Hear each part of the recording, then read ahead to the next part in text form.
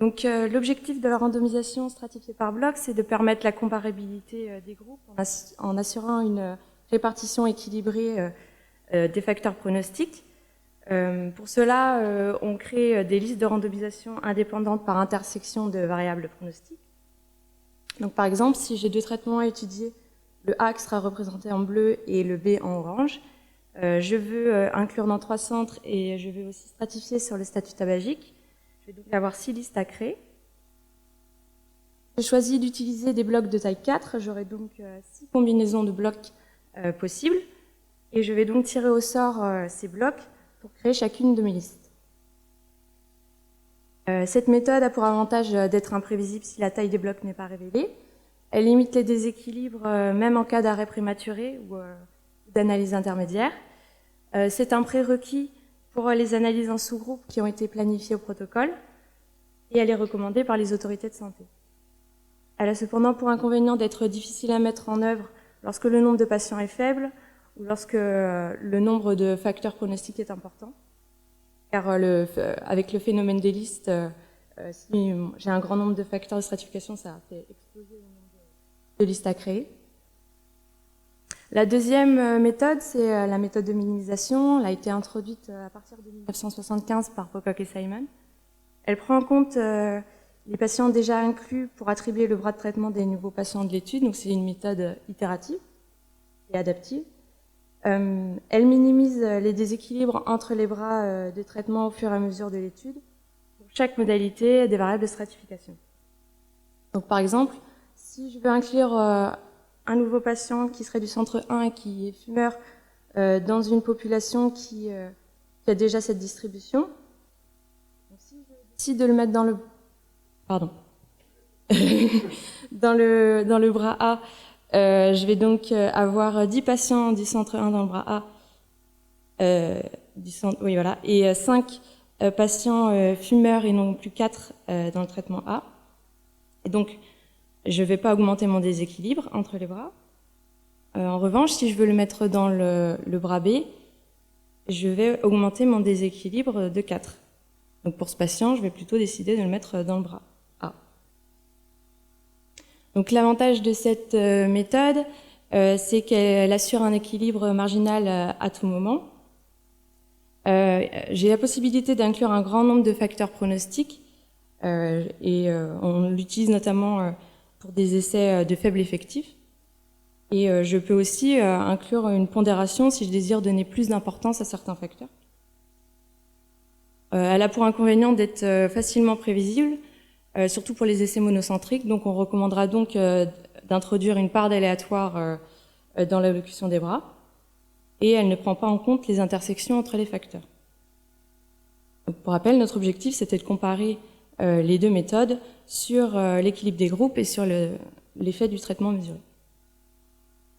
Donc, pour cela, nous avons réalisé une étude par simulation, donc, en étudiant les paramètres suivants, donc taille des blocs, part d'aléatoire, nombre de patients, nombre de variables à stratifier, pronostiques, association entre les variables de stratification, les effets des traitements, du traitement, et l'effet d'une variable ou d'une interaction prédictive, et l'effet d'ajustement sur les déséquilibres et sur l'effet du traitement mesuré. Donc les 3 types de déséquilibres, je vais vous les expliquer tout à l'heure. Et en fait, nous avons répliqué 10 000 simulations par scénario, et on a voulu étudier uniquement 2 bras de traitement en allocation 1-1. Et donc en rouge, j'ai représenté les paramètres qui étaient fixés dans les scénarios quand on comparait les autres paramètres. Donc le premier type de déséquilibre, c'est le déséquilibre total. C'est juste la différence du nombre de patients entre les bras. Le deuxième type de déséquilibre, c'est le déséquilibre marginal. Donc lui, il fait la somme des différences entre les bras de traitement par modalité. Et le troisième type de déséquilibre, c'est le déséquilibre intermodalité, qui lui fait la différence, qui fait la somme des différences entre les traitements pour chaque intersection des modalités des facteurs de stratification. Donc nous sommes intéressés à un critère de jugement binaire avec 0 qui représentait pas de rechute à 1 an et 1 pour les patients qui avaient eu une rechute avant 1 an. Donc pour chaque patient, avec les caractéristiques qu'on lui accordait, on pouvait, avec un produit linéaire, calculer sa probabilité de rechute en utilisant la fonction logistique. Et donc ici, pour notre patient qui a uniquement les 2 premières covariables, pour le traitement standard, il avait 77% de rechute avant 1 an, et avec le traitement expérimental, 62%. Donc, je ne vais pas présenter les paramètres un par un, mais je vais plutôt vous présenter les paramètres principaux. On pourra en discuter pendant les questions si vous voulez. Les principales variables qui avaient un impact sur les déséquilibres étaient la taille des blocs, la part d'aléatoire, mais aussi la taille d'échantillon. Donc ici, on voit un graphique qui représente donc les 3 types de déséquilibres, avec du coup en ordonnée le déséquilibre total et enfin le déséquilibre mesuré, et donc en ordonnée, on a le nombre de patients qui augmente. Donc on voit pour la minimisation qui est représentée en orange qu'on a une forte augmentation lorsqu'on augmente le nombre de patients. On a aussi vu que le nombre de variables stratifiées faisait augmenter ces déséquilibres, donc notamment le déséquilibre marginal pour la randomisation stratifiée par bloc et le déséquilibre intermodalité pour les 2 méthodes. Donc on a aussi regardé l'impact pour le biais et la puissance empirique. Donc on a vu que la taille d'échantillon avait aussi, et sans surprise, un impact sur le biais et la puissance. Donc lorsqu'on augmente nos patients, on réduit le biais et on augmente la puissance. Donc ici, mon graphique représente en foncé les modèles ajustés et en plus clair les modèles qui n'étaient pas ajustés. Et donc le biais, c'était la différence mesurée entre l'odd ratio que je mesurais et celui que j'avais affecté et défini théoriquement. J'ai aussi pu observer un effet du traitement théorique sur le biais et la puissance. Encore une fois, sans surprise, quand on a un effet fort, on va avoir une puissance plus grande à nombre de patients égal et on va avoir un biais qui a une distribution plus réduite. Cependant, on n'a pas noté de différence visible entre les 2 méthodes, pour le biais et la puissance empirique. Donc pour l'ajustement, on a pu noter pour chaque scénario un gain minime entre le modèle qui ajustait sur les variables pronostiques, et on voit surtout un gain un peu plus important lorsque le nombre de variables augmente. Donc ici, c'est pareil, hein, les box plots qui sont foncés, c'est ce qui représente les ajustements. Donc ici, on voit bien que quand on est à 10 variables en ajustement, notre biais est plus centré sur 0 et la puissance a diminué. Mais on voit quand même qu'on a une diminution qui est moindre, on va dire, quand on a ajusté. Donc on a un gain de puissance empirique d'environ 4%. Et encore une fois, on n'a pas noté de différence visible entre les 2 méthodes.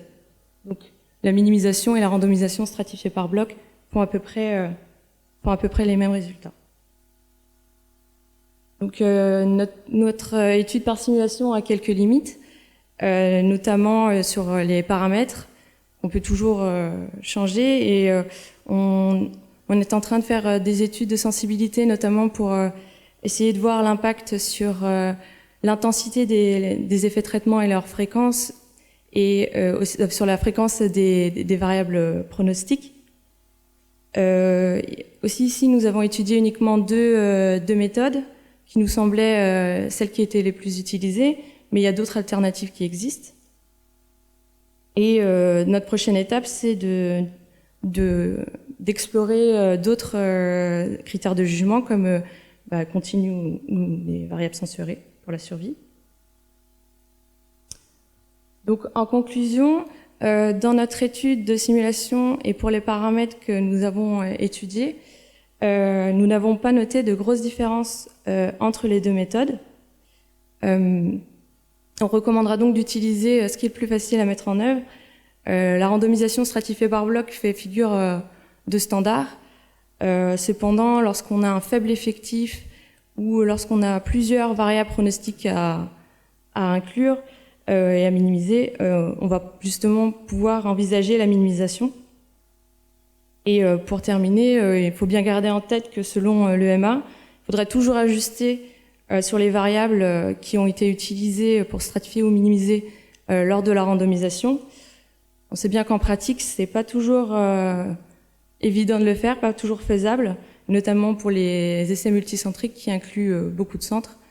Et bon, il y a d'autres choses qu'on peut utiliser, par exemple les analyses stratifiées ou peut-être d'utiliser des effets aléatoires avec certains modèles pour prendre en compte justement cette hétérogénéité entre les centres. Donc voilà, je vous remercie de votre attention.